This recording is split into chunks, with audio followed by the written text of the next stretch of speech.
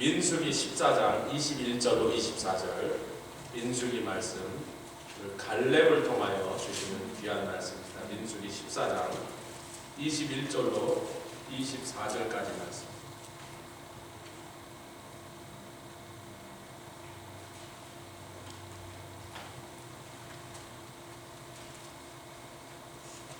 민수기 14장 찾으셨으면 21절로 24절까지 한 절씩 교독하겠습니다.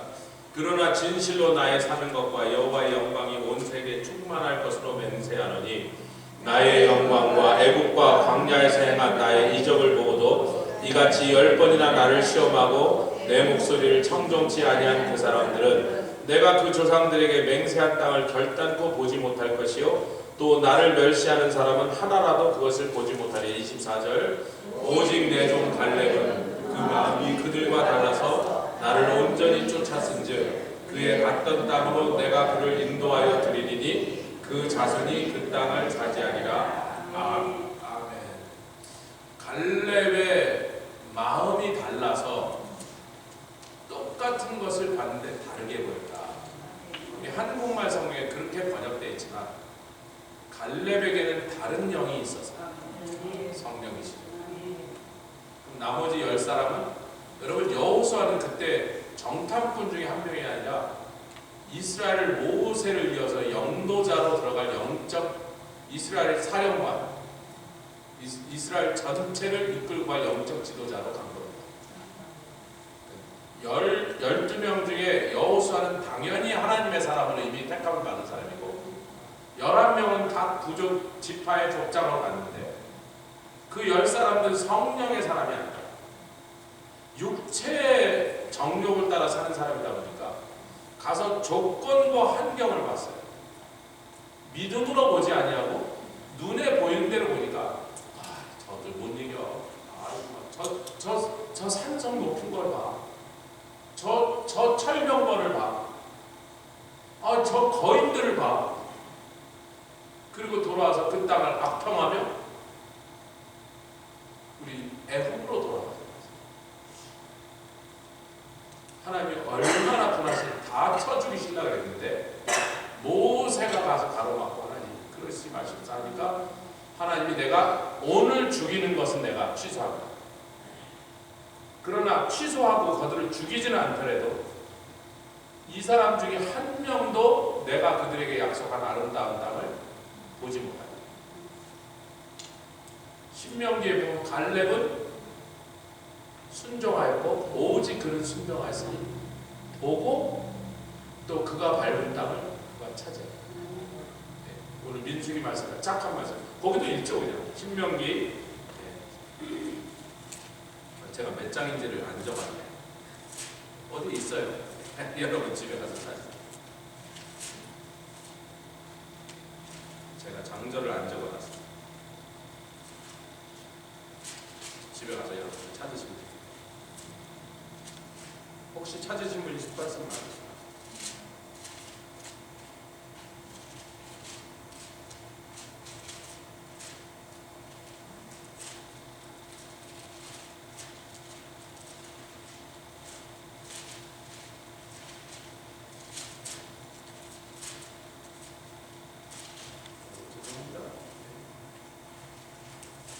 장절을 안 적었을까?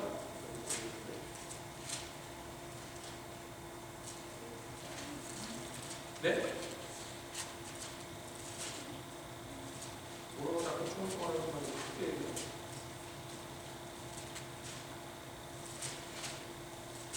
네? 다음에 찾겠습니다. 집에 가서 찾으시고 하나님이 갈렙은 온전히 나를 순종하였으니 그는 볼 것이요 자기에게 준 땅을 그 땅을 밟은 땅을 다 주리라. 여러분 그 얘기를 나중에 45년이 지난 다음에 1장 36절 예 감사합니다. 주여 1장 36절 감사합니다. 같이 읽겠습니다. 바로 넘어가면 1장 36절 시작. 오직 여분네 아들 갈렙은 온전히 여호와를 순종하였은즉 그는 그것을 볼 것이요 아멘. 그가 밟은 땅을 내가 그와 그의 자손에게 주리라 하시고 지금 민수기의 말씀과 사실 같은 말씀인데 민수기의 말씀은 원인이고 뭐야? 그에게 하나님의 성령이 있어서 여러분 보십시오. 마음이라고 표현해도요 사실 그렇게 틀린 말은 아니죠. 왜냐하면 성령이 역사하시는 마음과 육체의 정욕이 지배하는 마음이 다르다는 거죠. 그러나 처음 원인부터 따지자면 그가 받은 성령으로 인하여 할렐루야. 제가 이 얘기를 최근 한 2년 동안 3년 동안 우리 교회에서 아마 1년에 한 10번씩은 강조하고 있습니다. 저희가 4월달 5월달에는 저희가 성령론 아주 자세하고 정확하게 깊이 성령론을 주일날 예배 시간에 다루라. 아멘. 사실 제가 영어권 성도들을 많이 염려하는 마음이 있어요. 저분들이 분명히 100% 거듭나신 분 맞나? 또 그 중에 어떤 분은 성령을 전혀 체험하지도 못하고 사모하지도 않고 아무리 얘기도 그냥 한국 사람들. 우리 교회가 계속 그런 게 있어요. 한국 사람들이나 성령 받고 방언하고 뭐 환상 보고 이러지. 우리 미국 사람들은 그런 거 안 해. 체질이 안 맞아서. 여러분 그 얘기를 딴 도시에 해서 그런데 피츠버그의 그 소리하고 무식한 소리. 피츠버그의 그 어느 도시보다도 강력한 성령이었어요. 그래서 캐트린 쿨만과 여러분 그런 분들을 통해 엄청난 성령에서 캐톨릭들도 와서 뒤집어서 성령을 받게 만들었던 그 대단한 성령의 역사가 피츠버그에 있었습니다. 우리 미국 성도들이 다 사는 동안에 여기서 피츠버그에 자기네들이 살아가는 동안에 그런 일이 여기서 있었어요. 그 제가 지금 미국 형제들을 한 명씩 따로 만나갖고 본어게임 했는가? 세례 받았는가? 안 받았다면 받을 마음이 없겠는가? 뭐 어렸을 때 저기서 유아 세례 받고 그거 말고 구원받은 사람으로 제대로 받고 싶은 마음이 있는가? 이거 한 사람씩 만나서 그걸 하고 있는데 어저께 만난 첫 번째 사람이 세례 받겠습니다. 할렐루야. 올해 봄에는 이제 세례식을 준비해요. 지금 이제 다음 주쯤 한 사람 더 만나고 계속해서 만나요. 그리고 물세례의 구원과 거듭남과 중생과 물세례가 확실하면 그 다음에 남은 건 뭐예요? 성령세례 받겠죠. 이 작업을 지금 제가 뭐 금방 몇 주 어디 막 떠날 건데 주님이 그 전에 만나라 이렇게 급한 마음을 주셔가지고 할렐루야. 얼마나 어제 감사해요. 아멘. 확실히 하자. 아멘. 확실히 하자. 우리 교회 이제 영어권 중에서 성령 세례 받지 않은 사람이 많다 보니까 그런 설교를 아무리 해도 한국 사람, 우리 마누라는 방언하는 그런 태도, 그런 분위기가 우리 교회 38년 동안 바뀌지 않아요.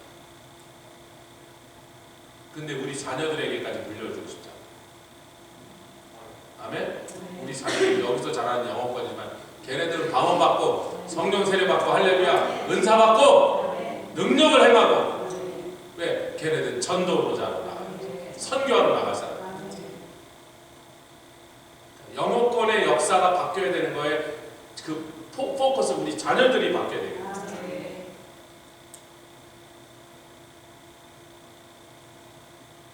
그래서 제가 찬영이 조아라도 그렇고요. 웨스 아름 이런 친구들 다 성령 세례 받은 사람. 우리 주일학교에도 유스그룹 애들한테 말로 자꾸 막 강의를 자꾸 하는 강의 중심으로 가지 말고 그건 헬라식이니까 하브루타식으로 바꿀 뿐만 아니라 자꾸 손 얹고 기름 부으심이 넘어가더라고요. 그래서 애들이 성령 받도록 해요. 그래야 선교지를 데려갈 수 있어요. 그 어린애들 뭐 걔네들이 무슨 능력이고 무슨 재주가 있어서 걔네들이 선교지에 쓰임받게 있어요. 그 어린 나이에 그래도 성령 받으면 그곳에서 하나님의 일을 할 수 있습니다. 그래서 제가 서두르는 거예요, 여러분. 선교지에 데리고 갈 거니까 지원이도 그 나이 때 11살 때 와갖고 금요 집회 무조건 오라 그래요. 금요 집회 안 오면 안 데려가 그랬더니 왔어요. 그날 제가 주님한테 이 어린 것을 데리고 왔는데 아무것도 모르는 얘를 데려갔는데 얘를 데려가라고 하셨으니까 주님 책임지시라고. 얘를 성령 세례 받게 하시면 내가 데려가겠다. 제가 주님과 드려. 그날 밤에 소문 쳤는데 그날 밤부터 성령 세례 강화도 받았어요. 제가 그래서 성경대로 합시다. 주님, 당신의 말씀대로 하십시다. 이제 갈렙에게로 돌아왔어요. 갈렙에게 하나님의 영이 임하니까 그의 마음의 준비가 되니까 눈이 달라지더라. 아멘. 사람이 보는 바가 참 중요하죠. 부정적인 사람은 뭘 봐도 부정적이에요. 긍정적인 사람은 어떤 상황에서도 긍정입니다. 아멘. 사랑하는 사람은요, 별별 사람 봐도 사랑의 마음으로 대하는 것이고요. 속에 미움이 가득 차고 막 이 속에 분노가 가득 찬 사람은 누구를 만나도 그 사람한테 분풀이를 하려고 안풀이를 하려고. 근데 이 마음이 어떻게 바뀌어요? 내 마음 내가 알아요, 몰라요? 내 마음이 어느 쪽 바람을 타고 나불길지 내가 알아요? 내일 내 마음이 어느 쪽 방향으로 틀릴지 내가 알아요? 근데 내 마음을 주장하시는 분, 내 마음을 이끌어 가시고 내 마음을 주장하신 분은 성령님밖에 없어요. 내 마음을, 슬픈 마음을 기쁨으로 채우시고, 아멘. 분하고 억울한 마음에 넘치는 감사가 나도록 하실 수 있는 유일한 분은 성령님밖에 없어요. 갈렙에게 그 영을 부으셨다고 하는 말씀이에요. 내가 내 영을 그에게 부었어야. 그랬더니 그 사람 나머지 10명이 똑같은 걸 보면서 헛소리를 하지만 갈렙은 뭐로 봤다? 믿음의 눈으로, 순종의 마음으로 보았다. 여러분, 오늘 제가 길게는 하지 않지만요, 굉장히 중요한 내용들을 제가 세겜에 대한 말씀을 금요 집회 때 자세하게 풀었습니다. 같이 세겜은 바라봄의 법칙. 세겜은 뭐예요? 믿음으로, 믿음의 땅, 약속의 땅을 믿음으로 바라볼 수 있는 유일한 장소였어요. 전후 사방을 들어와도 아브라함에게 주신 땅의 끝에까지가 보이는 땅이에요. 거기서 조금만 밑으로 내려갔더니 약속의 땅의 일부가 안 보이고 대신 안 보여도 되는 어디가 보이더라? 애굽이 보였어. 근데 그때 가뭄이 딱 오니까 아이고 애굽 가야지. 약속의 땅에 서 있으면 애굽이 안 보입니다. 여러분, 세겜에 제가 서서 애굽이 보이나 봤어요. 저는요, 부산의 용두산 공원에 있는 부산타워에 가서 대마도가 보이나 봤어요. 대마도까지 거리가, 부산에서 대마도까지 거리가 세겜에서 애굽의 땅의 거리보다 거의 비슷합니다. 근데 세겜에서 조금 더 밑으로 내려가면 애굽이 잘 보여요. 부산에서 대마도는요, 저 수평선 끝에 희미한데 무슨 뭐가 이렇게 뭐 섬 같은 게 이렇게 바위 같은 게 조금 보이는데 뭐 도저히 그게 뭔지는 잘 구별 안 돼. 그냥 뭐가 하나 있긴 있어. 거기 배는 아니야. 왜 안 움직이니까. 사람들이 저게 대마도라고 하니까 대마도냐. 세겜에서 애굽 국경까지가 그 정도 거리인데 애굽이 뭐 풍요로운지 뭐 푸르른지 뻘건지 그거는 세겜에서는 안 보여요. 저 지평선 끝에 뭐가 있는데 뭐 어떻게 생각하는지 안 보여요. 근데 아브라함이 점점 남방으로 내려오니까 창세기 11장입니다. 점점 그 말은 애굽으로 점점 가까이 10km 가까우니까 애굽이 상당히 보이고 20km 내려오니까 애굽에 있는 풀숲과 강이 보이더라고요. 근데 거기는 나일강물 때문에 가뭄이란 게 없이 그냥 1년 내내 푸르르고 1년 내내 먹을 게 넘치는데 그 끝에 보이는 그곳을 바라보고 있는 아브라함이 살고 있는 땅에는 가뭄이 왔어요. 세겜에 살았더라면 애굽의 풍요로움이 안 보여서 가뭄이 와도 어떻게 했어요? 죽으나 살아야지. 토끼를 잡아먹고라도 버텨야지. 그 산속에 그 토끼는 많게 생겼더라. 큰 짐승은 별로 없어. 다람쥐라도 잡아먹고 버텨야지. 도토리라도 무기라도 써서 먹고 버텨야지 라고 생각했을 건데 왜? 여기는 하나님 나에게 주신 언약의 땅. 그리고 몇 주가 지나서 제가 헤브론에 대한 말씀을 나눴습니다. 여러분, 갈렙이 나중에 이 산지를 내게 줘. 그 산지가 어디예요? 그 산지가 어디예요? 정확하게 합시다. 헤브론을 향하여 저 산지를 내게 주십시오. 헤브론에 두 가지 이스라엘 역사에서 중요한 두 가지 사건이 벌어져요. 아브라함이 그의 아내 사레가 죽으니까 마물의 막벨라 굴에서 자기 아내를 묻을 매장지를 은을 주고, 몇 세겔 주고, 아니 말이 다 달라. 몇 세겔을 주고 샀어요. 뭐 또 30세겔이요. 진짜. 큰일 났네 진짜. 막 바꾸고. 창세기 보세요. 이렇게 자꾸 이상한 소리 하죠. 이거 제가 한 달 전에 한 설교인데 이렇게 한 소리예요. 30세겔은 무슨 30세겔이에요? 몇 세겔? 400세겔을 했어요. 400세겔이 얼마나 큰 돈인지를 여러분 짐작하시기 힘들죠? 400세겔이면 은으로 몇백 킬로그램이에요. 요즘으로 치면 우리 교회 건물 땅보다 더 주고 샀단 말이에요. 겨우 자기 아내를 묻을 그 동굴 하나 사겠다고 그렇게 큰 돈을 낼 리가 없는데 아브라함에게 무슨 생각이 있었더라? 왜냐하면 그때 당시에 매매, 토지 매매는요, 두 가지 방식이 있습니다. 그 사람이 살아있는 동안에만 쓰게 하는 것이고, 영원토록 소유권이 넘어가는 게 있습니다. 아브라함이 그랬어요. 동굴을 그냥 쓰라 했어요. 그랬잖아요. 그냥 돈 필요 없다고. 그냥 쓰라고. 아니라고. 동굴과 거에 딸린 산과 밭까지 나한테. 그때 아브라함이 400세겔을 주고 산 것은 영원히 소유권이 돌아와요.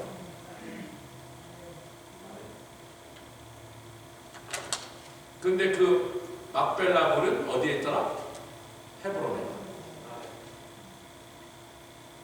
그래서 갈렙이 저 헤브론 땅은 누가 묻힌 땅이에요? 야곱이 창세기 49일 거기에 아브라함이 묻혔고, 사라가 묻혔고, 내 아버지 이삭이 묻혔고, 내 어머니 근데 누가 묻혔어요? 리브가가 묻혔고, 또 누가 묻혔어요? 내 아내 레아가 묻혔고, 라헬은 베들레헴에 묻혔으니까 그냥 갑자기 길에서 죽어서 그 시신을 옮기고 할 상황이 안 되니까 썩기 전에 그냥 묻었어요. 베들레헴에. 내 아내 레아가 거기 묻혔으니 나도 레아 곁에 묻어달라고 했어요. 근데 요셉은 요셉의 뼈를 들고 와서 요셉 지파가 어디를 받느냐? 므낫세와 에브라임 지파 세겜 땅을 받습니다. 그리고 요셉의 뼈를 해골을 40년 가나안 정복 동안에 다 메고 다니다가 그걸 다 뺏어서 다 분배한 다음에 마지막으로 요셉의 해골을 세겜 땅에다 놓습니다. 그 헤브론 땅을 갈렙이 저것은 나에게 주신 것이니까 아멘. 내가 가서 뺏겠다. 우리 조상 믿음의 조상 아브라함이 묻혀있는 그 땅, 이삭이 묻혀있는 그 땅, 야곱이 묻혀있는 그 땅, 그거 내 거다. 여러분 좀 더 성경이 이렇게 연결이 되시죠?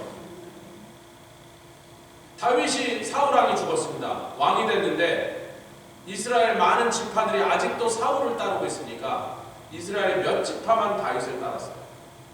일부만 다윗을 따랐어요. 사울의 아들하고 지금 계속 전쟁이 있는데 다윗이 주여 어디로 가나니까 왜 도망다닐 때마다 물었거든요. 사울을 피해 도망다닌 그 세월 동안에 주님 오늘 밤 어디서 자고 저기서 자고 거기서 자고 절로 도망가라 절로 도망가는데 왕이 된 다음에 물었어요. 주님 어디로 갈까요? 어디로 가라? 자신 있게 얘기하세요. 헤브론. 다윗이 7년 동안 헤브론에서 왕도를 세웠어요. 그런데 헤브론은 왕도를 세울 만한 그런 위치가 아니에요. 그런 입지 조건이 아닌 거예요. 서울을 한양을 세울 때 저기 왕십리에다가 세우려고 그랬거든요. 제가 살던 왕십리에 세우려고 그랬더니 태조 이성계가 보다 여기 좋네. 거기 무악산이라는 데가 있어요. 요즘은 깡패들만 거기 무악산에 깡패들만 많은데 내 친구 형이 거기 깡패 두목이었단 말이야. 근데 박현기 형이 전과자면 깜빵을 들어요. 그쪽 왕십리를 그 깡패가 그 무악산에 본부가 있는데 보니까 여기 좋네. 적군을 막는 강도로 그러니까 그랬더니 무학대사 가서 심리를 더 가시옵소서. 그래서 심리 더 간 게 북한산 아래 지금의 서울 사대입니다. 왕십리에서 거기까지가 심리거리라고. 그래서 왕심리예요. 심리 더 가라. 모르셨죠? 왕심리 똥파리만 알았지.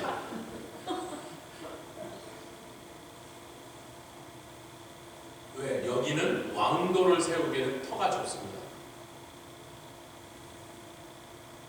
심리 더 가요. 헤브론은 왕도를 세울 만한 그런 입지 조건이 부족했어요.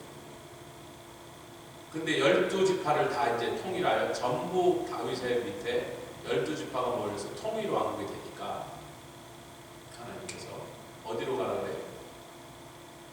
예루살렘으로 가시라. 여부스 족속이 아직까지 예루살렘을 차지하고 있는데 다윗이 여부스 족속에서 뺏는 사건을 여러분 잘 아시죠? 나중에 다윗이 범죄하여 타작마당인데 그게 누구의 타작마당? 여부스 사람 오르난 혹은 아라우나, 발음이 다른 건 두 다른 랭귀지를 했으면 같은 사람입니다.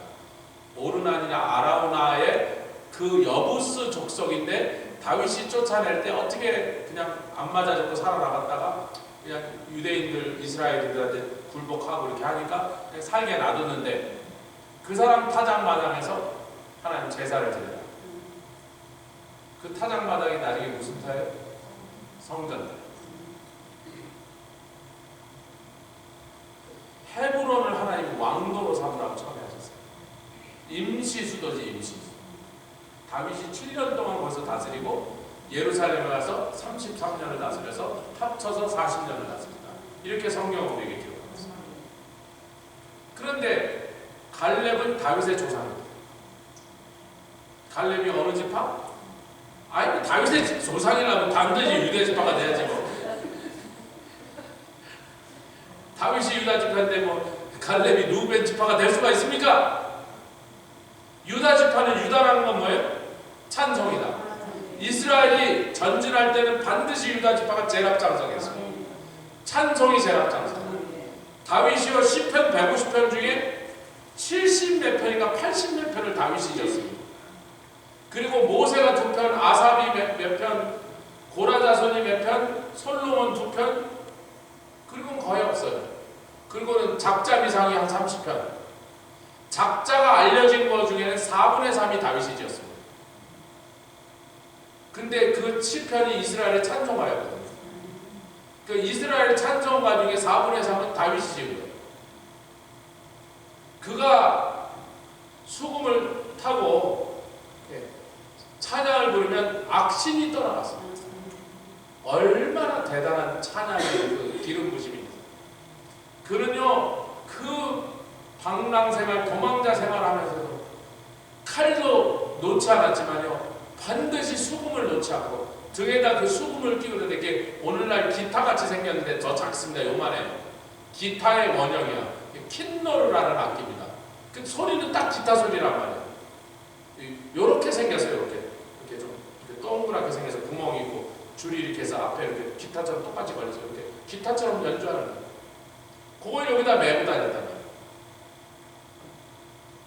아무리 곤고하고 아무리 처량하고 아무리 위험하고 아무리 배고파도 그날 밤에 어디든지 숨을 곳에 가서 들어가서 누워있으면 얼마나 그 속상하겠어요. 얼마나 고향이 그립고 부모가 그립고 자기의 처지가 너무나 속상합니다.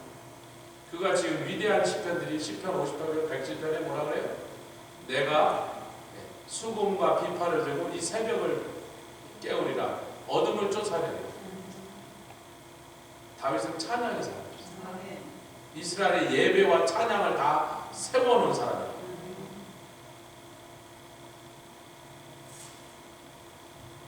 그래서 유다 지파는 찬양으로 전진하고 공격하는 지파. 할렐루야.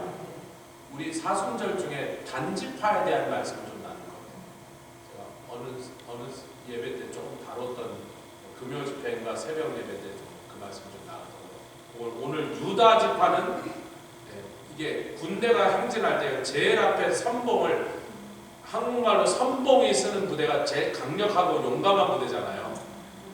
유다 지파가 선봉에 쓰는 부대, 그걸 영어로는 벤가드라고 해요.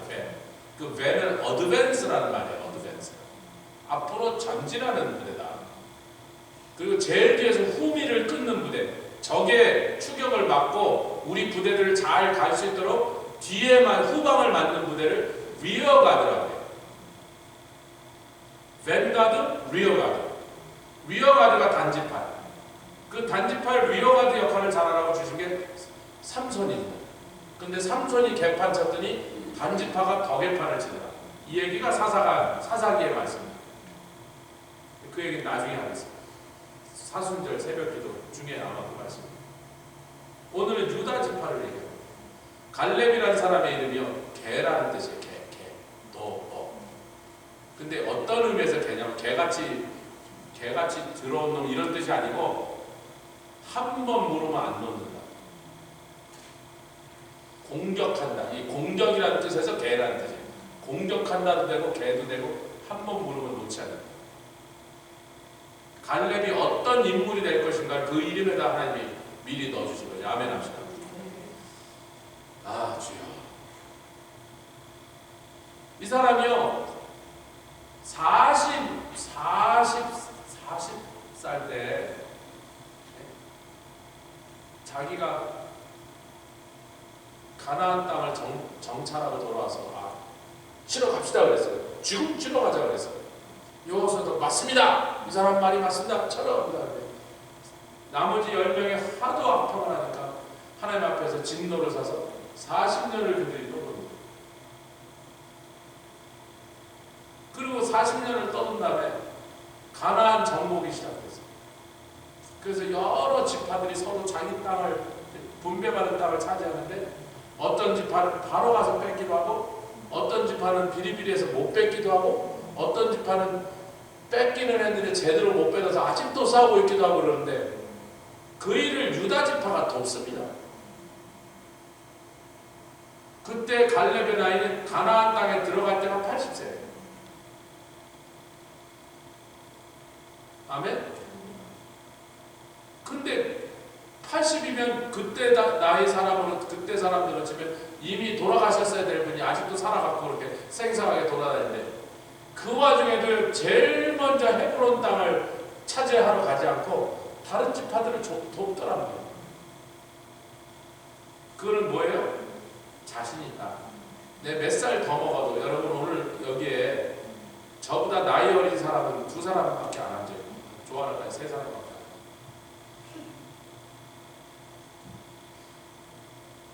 우리 자식 빼놓고 최미경 집사에 한 명은 전부 다 저보다 나이가 어려요. 여러분들 나이가 들면요 조바심이 생기죠.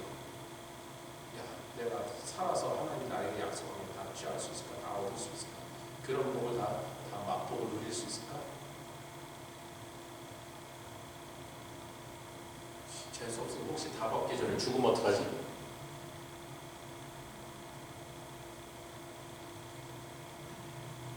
그 조바심은요 불신과 사천이에요. 세겜을 바라보는 거지. 아멘? 헤브론을 은 400세겔 주고 다 미쳤다 그랬어요. 아니 거저 쓰라는데 왜 돈을 400세겔을 줘? 그 400세겔이 그렇게 만만한 돈이 아니란 말이에요. 요즘으로 치면 한 몇백만 불을 준 거예요. 아무리 아브라함이 거부라 그래도 옆에 사람한테 정신 나간 짓을 해요.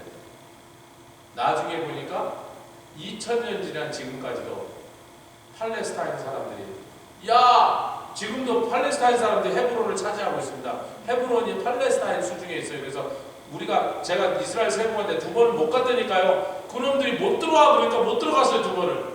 이번에 가서 3번째만에 제가 헤브론을 들어간 거예요.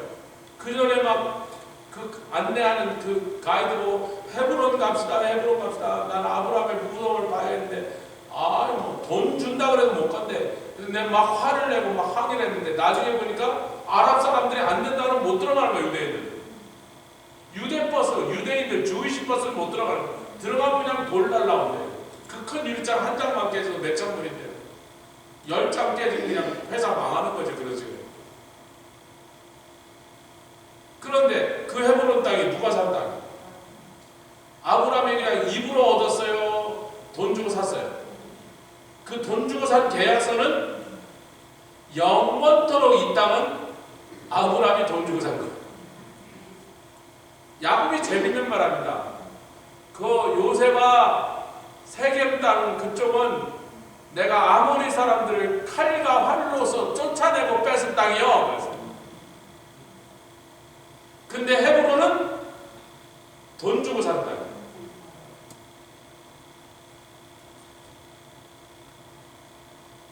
아멘. 근데 나중에 몇백 년이 지나서 갈렙이 와서 헤브론에 살고 있는 사람들이 하필이면 거인족들이었어요.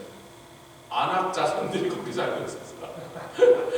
그 헤브론의 거인족들이 살면서 갈렙이 와서 야 비켜, 저 뭔데 꼬마야 그랬어. 저 늙은이가 미쳤나? 네가 뭔데 믿기래? 그랬더니 우리 조상 아브라함이 돈 주고 산 거예요. 너희들 나가고 아낙 자손들이 뭐 와봐 이 새끼야 그런 거예요.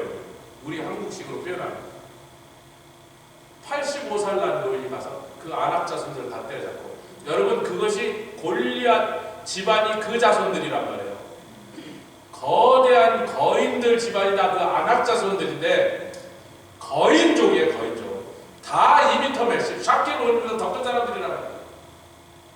누가 죽였더라? 여러분 다윗이 소년이 골리앗을 때려잡은 것도 대단하지만 85살 난 노인이, 우리 옛날에 김일 선수가 레슬링 할 때 일본의 안토니오 이노키한테는 제대로 못 이겼어요. 얼마나 키도 크고 막 대단한지. 그래서 뭐 하다가 지면 마지막에 박치기로 해갖고 막 자기 머리도 터지고 개 머리도 터져서 막 둘이 같이 쓰러져 갖고 막 무승부하고 막 간신히 막 이길 때도 있고 질 때도 있고 잘 못 이겼다면 하도 등치 차이가 나요.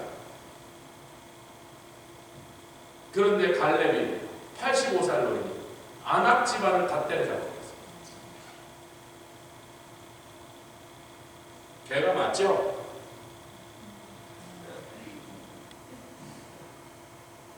그 사람만 용사가 아니라 이스라엘의 사사 중에 누가 첫 번째 사사예요? 가나안 땅을 차지한 데 이제 사사 시대로 넘어서 누가 첫 번째죠? 갈렙의 동생 은이에요. 사사기 3장. 그 집안이다 그런 사람들이다. 갈렙의 딸도 대단해요. 운니엘한테 시집을 보냈어요. 왜냐면 저 나중에 기럇 세벨을 차지한 사람 내가 내 딸을 줘서 3일을 사버리라 했더니 동생이 가서 딱 찾으니까 할 수 없이 동생한테 딸을 줬어요. 그래서 그 갈렙의 딸이 자기 삼촌한테 시집을 갑니다. 근데 시집 가면서 갈렙이 야 뭘 줄까 그랬더니 뭐 드비를 차지해서 기럇 세벨을 차지했는데 이렇게 보니까 좋은 셈이 없네요, 아버지. 이래서야 우리가 여기서 번영하기가 힘드니까 셈을 좀 주세요. 하나만 주지 말고 윗셈도 주시고 아랫셈도 주세요. 그래갖고 그 딸 악사가 자기 딸은 키워봐야 소용없어. 아버지한테 뺏어갖고 누구한테 줘요? 남편한테 갖다 줘요. 사사기 3장.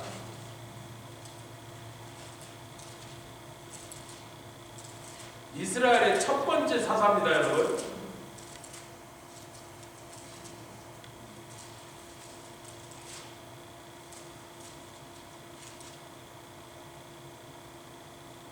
(3장) 8절 시작. 여호와께서 이스라엘에게 진노하사 그들을 메소포타미아 왕 구산 리사담의 손에 팔렸으므로 이스라엘 자손이 구산 리사담이 8년을 섬겼더니 이스라엘 자손이 여호와께 부르짖음에 여호와께서 그들을 위하여 한 구원자를 세워 구원하게 하시니 그는 곧 갈렙의 아우 그나스의 아들 온니엘이라. 여호와의 신이 그에게 임하셨고 갈렙에게 임했던 여호와의 신이 그의 동생 온니엘에게도 이스라엘의 사자가 되게 하여 여호와의 신이 임하는 것이, 그가 그 후로 나온 모든 사사보다 제일 앞선 첫 번째 사사가 됐어요. 이 족속들이 다 드세단 말이에요. 찬송의 지파는 전진합니다. 찬송의 지파는 공격합니다.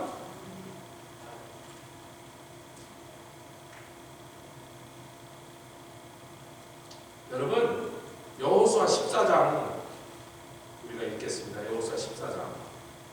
우리가 찬송으로 이 산지를 내게 주소서 내려오소서 하는 그 찬송의 가사가 여기서 나왔죠. 여호수아 14장. 아멘.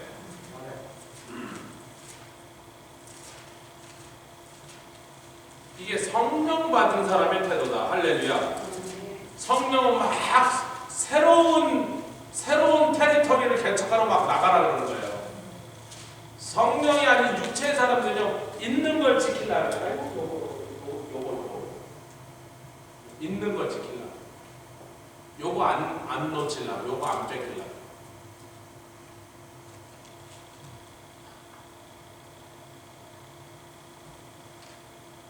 여호수아 14장. 우리가 뭐 잘 아는 내용이니까 조금만 읽읍시다. 7절, 14장 7절 시작. 내 나이 40세의 여호와의 종 모세가 가데스반에서 나를 부르 이 땅을 정탐케 함으로 내 마음이 성실한 대로 그에게 보고하였고 8절 나와 함께 올라갔던 내 형제들은 백성의 간당을 높게 했으나 나는 나의 하나님 여호와를 온전히 쫓았으므로 9절 그날에 모세가 행사하여 가는데 내가 나의 하나님 여호와를 온전히 쫓았은즉 내 발로 밟는 땅은 영영이 너와 내 자손의 기업이 되리라 하였나이다. 이제 보소서 여호와께서 이 말씀을 모세에게 주신 때로부터 이스라엘 광야에 행한 이 45년 동안을 왜 45년이에요? 40년은 그냥 광야, 5년은 가나안 땅에 들어와서 정복 전쟁을 시작한 다음에요. 5년 동안은 다른 지파들 자기 분배받은 기업을 뺏는 일을 도와주고 있었단 말이에요. 근데 이제 갈렙이 생각하니까 자기도 이제 내일 모레가 90인데 이제는 이제 우리 지파 거를 차지할 때가 됐어. 할렐루야. 45년이 지나서 이제 85살이 돼. 내가 85세로다. 11절 모세가 나를 보내던 날과 같이 오늘날 오히려 강건하니 나의 힘이 그때나 이제 여러분 자기 육신의 능력을 의지하는 사람은 해가 들수록 자신이 없어요. 나이가 70대 때하고 80대 때가 마음이 달라져. 왜? 자기 몸이 점점 쇠약해지니까요. 사람이 나이가 들면 이제 모험을 안 하려고요. 젊었을 때 사업하는데 막 탱크처럼 사업을 늘리던 사람도 60대 넘어 70으로 가면 아이고야 뭐 하자? 지키자. 그죠? 모은 재산 날리지 말자. 안전방으로 가려는 거예요. 여러분 그게 사람인 거예요. 빨리 아멘 하시다. 근데 성령의 사람 눈이 보는 눈이 달라지고 그 이유는 마음이 달라서요. 처음에 45년 전에 가나안 땅을 봤을 때 10명의 사람들과 정반대로 그것을 보았던 눈이 있었던 사람이에요. 지금도 그 마음의 태도가 다른 게 지키고 보존하는 건 하나도 중요한 게 아니고 뭘 차지하겠다? 하나님의 그거잖아요. 하나님의 종 모세를 통하여 모세가 다른 사람에게 하는데 갈렙에만 네가 본 땅은 네 거다. 신명기 아까 1장 36절에 했잖아요. 하나님이 오직 갈렙은 내 말을 순종하였으니 그가 눈으로 볼 것이요. 뭘 본다는 거예요? 45년 전에 보았던 그 땅을 다시 볼 것이요. 그런 거예요. 그 땅이 어디에? 아브라함과 리브가와 이삭과 라헬과 야곱과 족장들 3명과 그들의 본부인 아내들이 6명이 묻혀있는 그 땅을 눈으로 볼 것이요. 그 발로 밟은 곳을 차지할 것이요. 그렇게 모세가 얘기하지 않았습니까? 당신이 여호수아가 바로 옆에서 그 말을 들었으니까 모세 부관이었으니까 이제 와서 나는 모르세 기억 안 나느냐고 발뺌은 못하시리라. 그러니 하나님의 종을 통하여 약속하셨으니 내가 오늘 가서 차지할 거니까 이 있어 그런 거예요. 여호수아가 아이고 영감님 하세요. 내가 어떻게 당신을 바꿔서. 갈렙이 그날 올라가서 그 산지를 차지해요. 저는 여러분 이 사건들보다 성령의 사람 안주하는 마음이 성령으로 우리를 몰아갔어요. 근데 어디로 뭐냐면 정처없이 모는 게 아니고요. 언약의 땅으로 올라가는 거예요.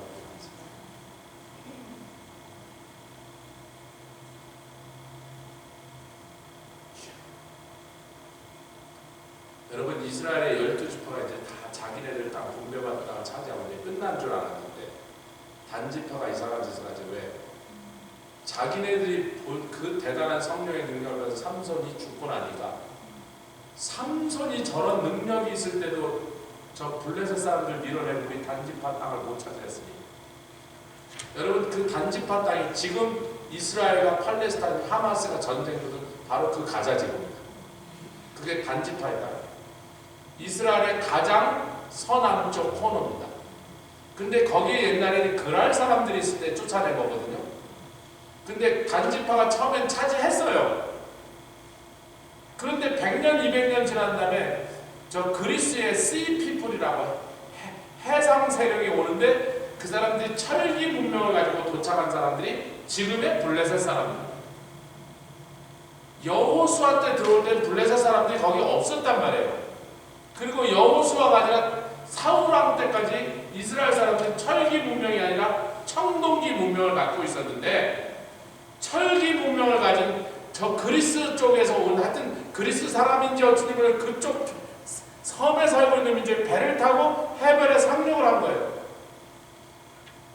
근데 그들이 갖고 온 철기 문명, 철제 무기 앞에 청동구 무기는 쪽을 쓰지 말고 깨진 거예요. 그러니까 맨날 블레셋 사람들 터지고 있었을 때가 사울왕 시대 때까지 계속됩니다. 그러니까 단지파가 한번 차지했던 땅인데 블레셋 사람들이 몰려온 다음부터 이 게임이 달라졌어. 삼손이 지니까 죽으니까 바로 그 다음 장의 사사기에 단지파가 모여서 삼손이 죽은 무덤 소라와 에스달 사이에서 거기서 의논을 합니다. 이 땅 우리 못 차지해. 저 블레셋을 어떻게 해? 철제 무기를 갖고 온 놈은 청동기밖에 못 갖고 있는 우리가 어떻게 조사해? 딴 땅을 찾아야겠다 해서 제일 남쪽에 있는 단지파의 땅에서 제일 북쪽으로 들어갔습니다. 그리고 영원히 사라져. 그 얘기 이제 사순절 새벽에 한번 다시 하겠습니다. 그러니까 단지파는 자기네 준 기업도 못 찾아먹고 딴 데로 가고 딴 데로 가면서 맞아 죽고 지파가 전체가 없어져 버렸어요. 근데 유다 지파에는 희한한 일이 벌어져요. 다윗이 왕이 됐는데 다윗이 지금 누구랑 싸우고 있냐면 사울의 집안을 따르는 세력과 싸우고 있는 거예요. 그래서 반쪽 왕이죠. 그리고 사실 사울을 따르는 사람들이 더 많았어요. 사울은 어느 지파? 이번엔 다 맞추시네. 감사합니다. 제가 좀 걱정돼요. 또 성경을 틀리게 되더라고요. 내가 여기서 20년 동안 참 실패했구나 이렇게 걱정하고 있었는데 사울은 베냐민 지파예요. 그래서 베냐민 지파는 나중에 바울이 된 사울이 그 이름도 사울왕 이름을 따서 지은 거고요. 나는 바리새인 중에 바리새인이요. 또 뭐를 자랑하죠? 베냐민 중에 베냐민이다. 뭐예요? 왕족이라. 저기도 왕족이 하나 앉아있어요. 저 왕씨거든요. 저 옥씨가 왕씨거든요. 어제 또 차를 타는데 이씨가 다 자기 그 이씨 조선 이제 조선의 왕족, 고려의 왕족, 그러니까 서로 왕족끼리 잘났다고. 그래. 나 왕족도 아니고 나 황제씨거든. 조씨. 송나라 황제. 왕족 까불고 있는 황제의 자손. 근데 그 베냐민 지파가 자기네 지파인 사울의 집안을 떠나서 다윗에게 오기로 했어요. 1승 역대상 12장. 지금 사울의 집안과 다윗의 집안이 서로 전쟁을 하면서 서로 누가 이스라엘 전체를 차지한 그 싸움을 하고 있는 중인데 역대상 12장 16절 읽겠습니다. 희한한 일이 벌어집니다.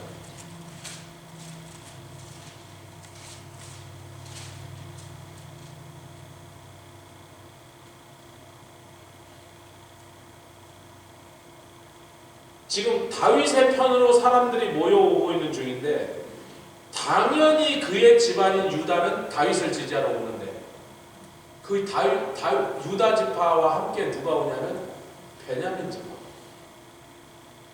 저 사울을 지금 사울의 집안이 베냐민 지파인데 베냐민 지파 중에 반이 다윗에게 붙기 시작. 여러분 12장 16절 시작. 베냐민과 유다 자손 중에서 견고한 곳에 이르러 다윗에게 나오매 다윗이 나가서 맞아 그들에게 말한다. 또 나옵니다. 23절 그 같은 장 23절 시작. 싸움을 예비한 군대장관들 헤브론으로 이르러 다윗에게 나와서 여호와의 말씀 사울의 나라를 저에게 돌리고자 하였으니 그 수요가 이러하였더라. 근데 29절 베냐민 자손 곧 사울의 동족은 아직도 태반이나 사울의 집을 쫓으나 사울의 집을 쫓은 사람이 절반인데 나머지 절반 중에 용사 3,000명이 다윗에게 와서 다윗의 군대로 합류하고 있습니다. 여러분 예루살렘이 어디로 어느 지파에게 분배받았냐면 유다 지파에 분배받았다고 사람들이 생각하는데 베냐민 지파에 줬습니다. 그런데 예루살렘이라는 게 희한해서 베냐민 지파 땅과 유다 지파 땅이 딱 만나는 경계 복판에 예루살렘이 딱 있습니다. 그래서 성경에 여호수아 16장에 요거 읽고 마칩니다. 여호수아 16장에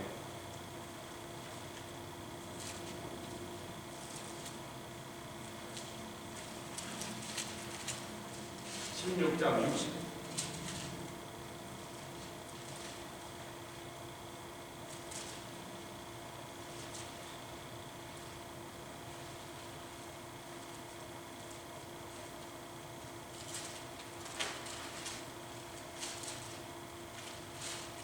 15장입니다. 15장 63절 같이 읽겠습니다. 시작. 예루살렘 거민 여부수 사람을 유다 자손이 쫓아내지 못하므로 여부수 사람이 오늘날까지 유다 자손 함께 예루살렘 이게 꼭 유다 지파에게 준 것처럼 들리죠. 귀에는요.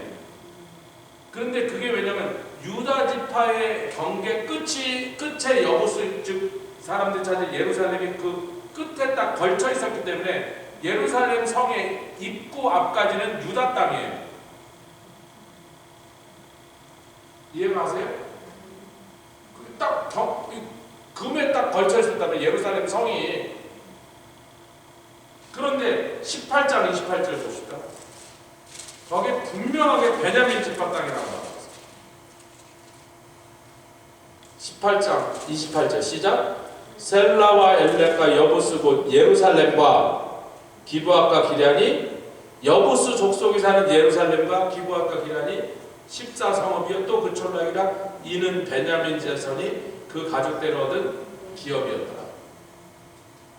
잠깐만, 이게 베냐민 지파의 땅인데 유다 지파 땅이 바로 옆에까지 딱 붙어있다 보니까 유다 사람도 그 동네에 살았단 말이에요. 이해가 되시면 안 되세요? 자, 다윗이 수도를 옮겨야겠다. 헤브론이 좁아서 그럴 때 하나님이 예루살렘으로 가라 그랬어요. 여부스 사람 따라서. 그게 누구 지파 거라고요? 다윗은 어느 지파 사람이에요? 그러면 법적으로 베냐민 지파 땅을 유다 지파 사람이 가서 차지할 수 있어요, 없어요?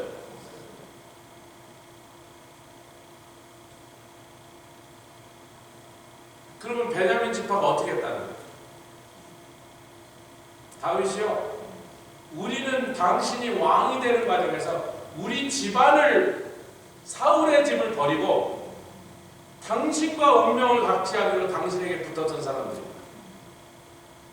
그리고 이 전체 나라를 다스리는 데 있어서 당신이 우리 지파에게 배분된 예루살렘이 필요하시다면 어차피 우리 힘으로 뺏지도 못한 거니까 당신이 뺏고 당신이 쓰세요 그러고 넘겨준 거예요. 한마디 더 해야죠.